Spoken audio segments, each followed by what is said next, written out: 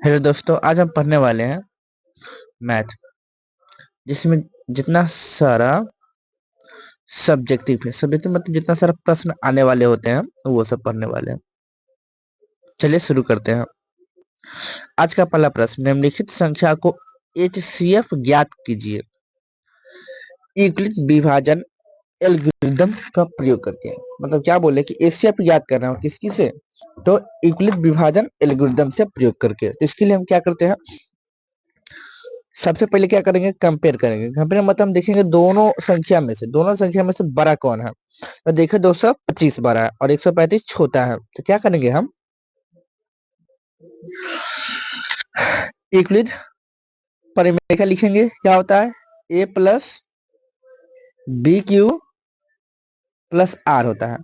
और ए की जगह पर क्या रखना है, जो बड़ा है वो, और बी की जगह पर जो 35 है वो।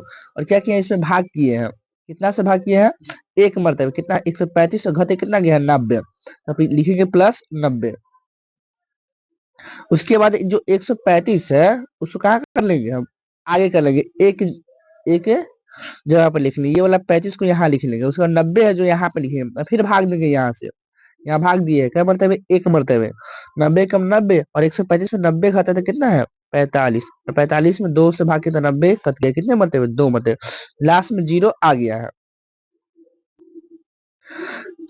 यहाँ शेषफल शून्य है। जब तक शून्य नहीं आता तब तक क्या करते रहते हैं, HCF निकालते रहते हैं हम लोग। तो इसलिए HCF कितना हो जाएगा, 45। क्यों, क्योंकि यही लास्ट मतलब शून्य आन दिया या यही से कट गया, समझिए। अगला प्रश्न 2 नंबर, 38,220 से 196 में करना है। 38,220 से 196 में करना है। तो यूक्लिड प्रमेय का प्रयोग करने पर फॉर्मूला वही है, A Q plus B Q plus sorry A बराबर बी क्यू प्लस आर बराबर, जो सबसे बड़ा है उसको आगे रखिए, जिससे हो उससे भाग कीजिए।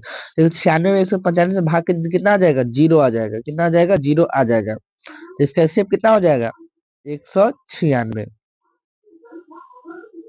देख लीजिए कैसे कैसे बनाना है, यही लास्ट है। तो आप लोगों का जो एग्जाम होने वाला है मैथ का, ज्यादा समय नहीं है और अभी भी मन लगा के पढ़िए। जितना दिन है सेल्फ स्टडी जरूरी है, सेल्फ स्टडी। आप खुद से कितना पढ़ पाते हैं वो जरूरी है। तीसरा क्वेश्चन, 868 और 255 यूक्लिड प्रमेय का प्रयोग करने पर ए बराबर बी क्यू प्लस आर। एक जगह कौन है, 867 और ए बराबर 255 गुने 3 और कितना है, 102 आएगा। कैसे आएगा, तो यहाँ भाग किए हैं।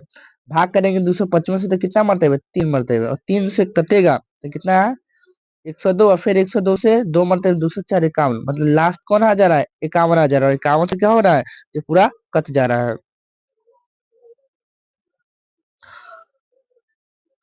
यहाँ शेषफल कितना आन दिया, शून्य आन दिया, और इसलिए 867 और 255 का हिसाब कौन हो जाएगा, 51। जो लास्ट होगा वही। इसको ध्यान से देख लीजिए, याद करने वाला आप लोग याद कर लीजिएगा। दर्शाइए कि कोई भी धनात्मक विषम पूर्णांक, विषम पूछ रहा है, 6q+1 या 6q+3 या 6q+5 के रूप में होता है, जहां q क्या होगा, q का मान बताना है। यूक्लिड के एल्गोरिथम से a बराबर बी क्यू प्लस आर। यहाँ a कोई धनात्मक पूर्णांक है और b 6 रखने पर क्या रखना है, इसको 6 रखना है। और 6 क्या होता है, जब बड़ा होता है शेषफल क्या क्या आ जाएगा, एक आ जाएगा, 2 3 4 5 6 है। और a मान रखने पर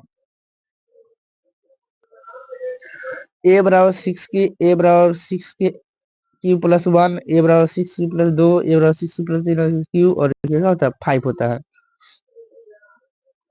जहाँ ए क्यू बराबर क्यू हो जाएगा, फिर ए बराबर की दूर से 2 रखेंगे तो कितना आ जाएगा, 6 2, 3 रखेंगे तो 4। ये क्या है, सम पूर्णांक है, लेकिन 2 से विभाजित होती है। अब विषम में सम पूर्णांक नहीं होती है। तो कौन कौन है, 6q+a, 6q+3, 6q+5 एक विषम पूर्णांक है, क्योंकि ये 2 से विभाजन नहीं होता है, इसलिए सब क्या हो जाएगा, विषम पूर्णांक है, साबित हो रहा है। आगे चलिए, किसी प्रेड में 616 सदस्यों वाली एक सेना आर्मी की टुकड़ी को 32 सदस्यों वाली एक आर्मी बैंड के पीछे मार्च करना है। दोनों समूह के समान संख्या रखने वाले अष्टम में मार्च करना है। और उन अष्टकों का अधिकतम संख्या क्या है ये ज्ञात करना है हमको। तो सबसे पहले क्या निकाल देंगे, दोनों का एचसीएफ निकाल देंगे। क्या निकाल देंगे, एचसीएफ निकाल देंगे। यहाँ पर हमें 616 और 32 का एचसीएफ ज्ञात करना है, किसे, यूक्लिड प्रमेय का प्रयोग करने पर। फॉर्मूला वही होता है ए क्यू बराबर बी क्यू प्लस आर। क्या करेंगे हम लोग, एचसीएफ करेंगे। 6 से 16 में 32 से भाग दो, इससे भाग दो, 32 से भाग दो तो कितना आ जाएगा, 19। 19 में शेष बचेगा 8 और 32 को आगे लो, फिर ये वाला को 8 से भाग दो, 8 से भाग के 32 में तो कितना हो जाएगा, 4। 8 चौका 32 और 0 आ दिया है। यहाँ शेष पर शून्य है, कितना आ जाएगा, शून्य। इसलिए 6 से 16 और 32 का एचसीएफ, अतः प्रत्येक स्तंभों में 8 के सदस्य बनेंगे। कितने सदस्य बनेंगे, 8 के बनेंगे। यूक्लिड विभाजन प्रमेय का प्रयोग करके बताइए कि किसी धनात्मक पूर्णांक का वर्ग किसी पूर्णांक का m के लिए 3 1 3 + 1 के रूप में होता है।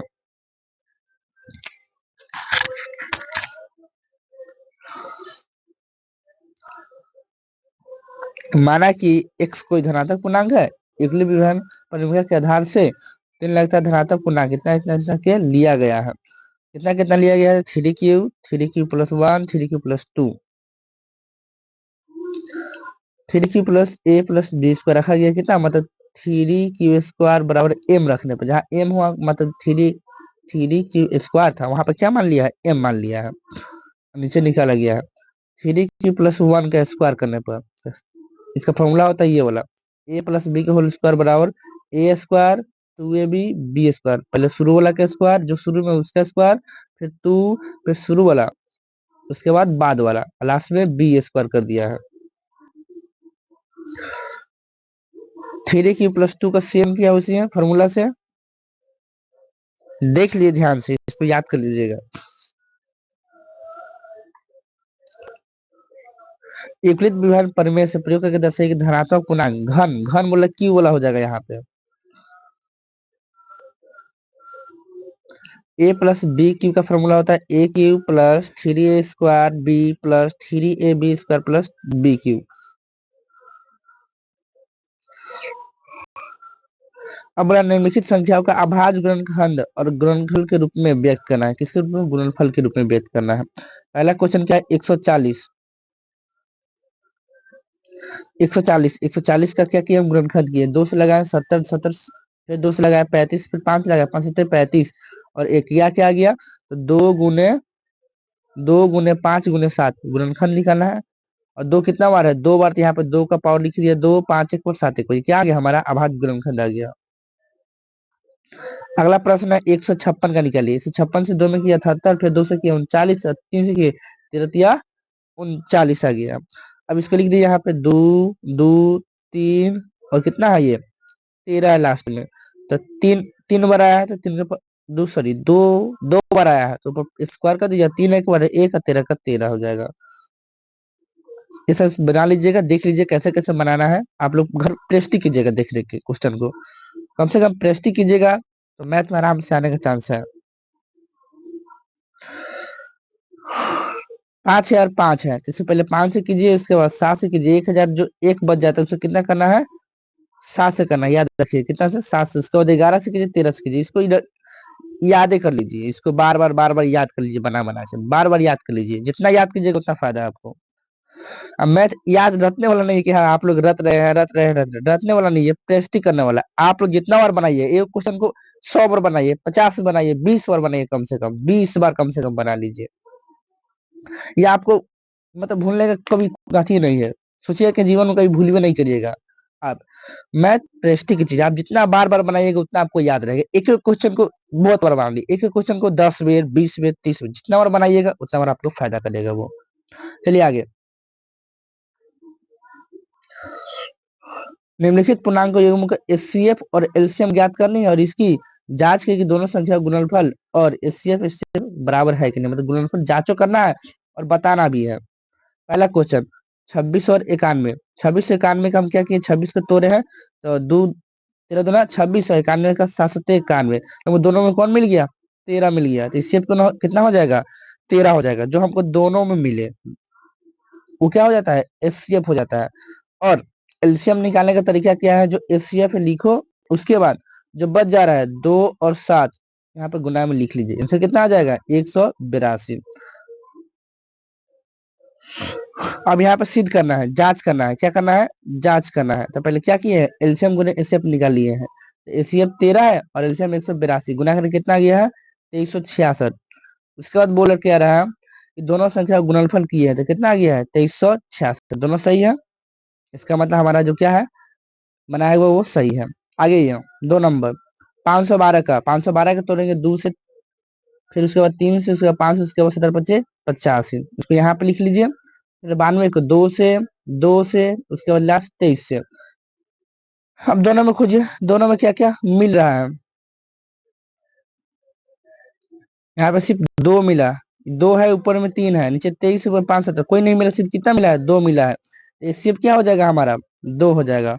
और एलसीएम निकालने का तरीका कि जो मिला है उसको पहले लिख लीजिए, उसके बाद जो बच गया है, यहाँ पे 3 बचा है 3 लिख लीजिए, 5 बचा है 5 लिख लीजिए, 17 बचा है 17, उसके बाद लास्ट नीचे वाला 2 बचा है 2, और 23 बच गया है तो 23, गुना कर लीजिए तो आएगा 23,407।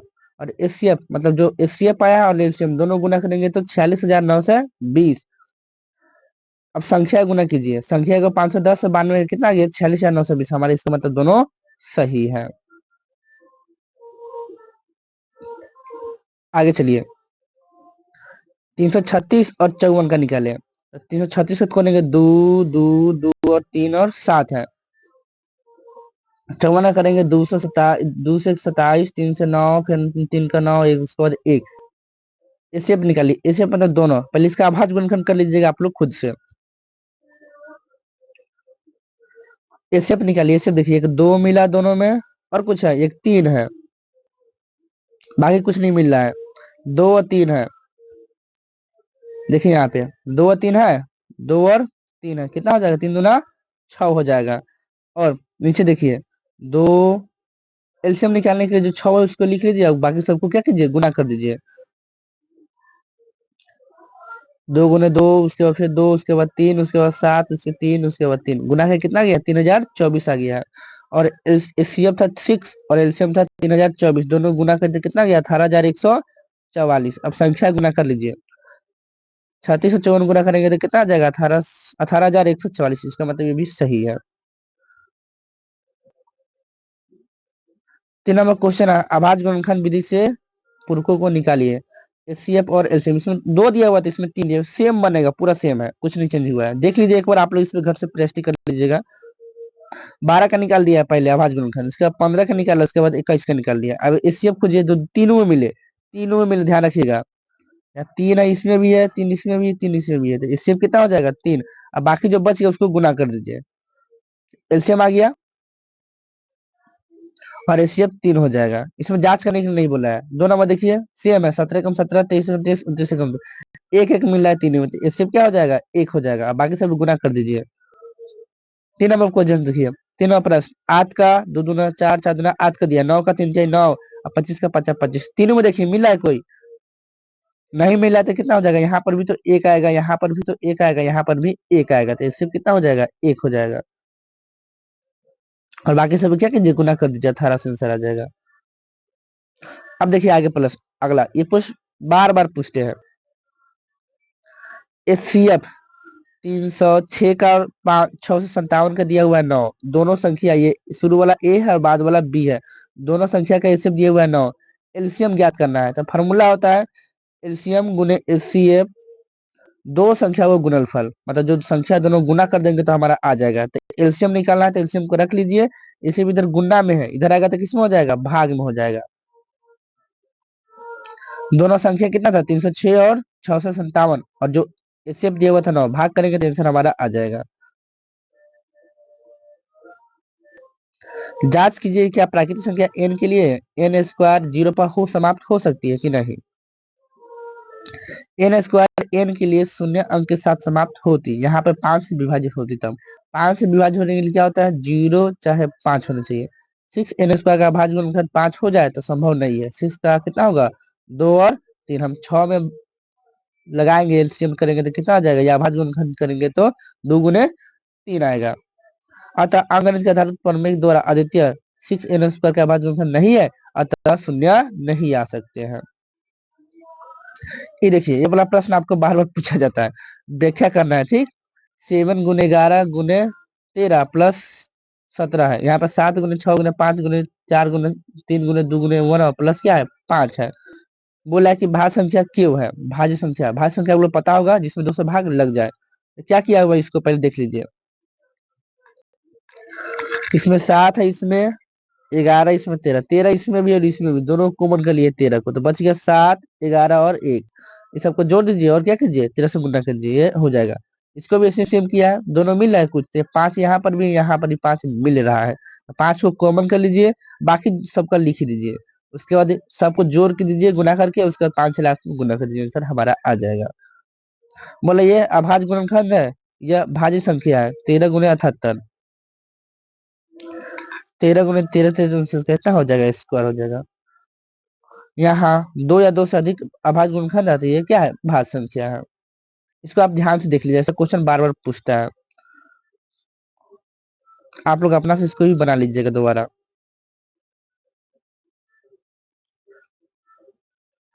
किसी खेल मैदान में चारों तरफ वृत्ताकार फर्श है और इस मैदान को एक चक्कर लगाने में सोनियो को 18 मिनट लगते हैं और इसी मैदान चक्कर लगाने में रवि को 12 मिनट लगते हैं और दोनों एक ही स्थान पर एक ही समय पर चलना प्रारंभ करते हैं, एक ही दिशा में चलते हैं, तो कितने समय बाद वो पूरा मिल जाएगा। तो इसे क्या निकाल देना है, एलसीएम निकाल देना है। 18 12 का एलसीएम निकालेंगे तो 18 का अभाज्य गुणनखंड करेंगे, 9 फिर 3 3 उसके बाद 3 से 1, उसके बाद कितना है 12 है, 2 6 2 3 फिर क्या आ जाएगा, 3 का 3 हो जाएगा। अभाज्य गुणनखंड जो क्या एलसीएम निकालना है, तो एलसीएम निकालिए गुना करके, 2 2 मिल रहा है यहाँ पे लिख लीजिए और 3 3 मिल रहा है उसको भी लिख लीजिए, बच कौन जा रहा है, तो देखिए ध्यान से, 2 2 मिला, 3 3 मिला, बच गया 2 3, तो हम 2 और 3 लिख लिए और जो 3 है यहाँ पे और 2 2 वहां पे गुना कर दीजिए, कितना आ जाएगा 36 आ जाएगा। रहने दे, 17 मिनट हो गया है ना, खत्म करवा ही देते हैं।